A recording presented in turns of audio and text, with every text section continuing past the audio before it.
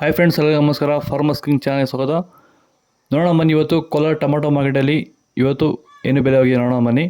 ನಿಮಗೆ ಈ ವಿಡಿಯೋ ಇಷ್ಟ ಪ್ಲೀಸ್ ಲೈಕ್ ಮಾಡಿ, ಶೇರ್ ಮಾಡಿ, ಕಾಮೆಂಟ್ ಮಾಡಿ, ಸಬ್ಸ್ಕ್ರೈಬ್ ಮಾಡಿ, ಈ ಪಕ್ಕದ ಬೆಲ್ ಮಿಸ್ ಮಾಡಿ.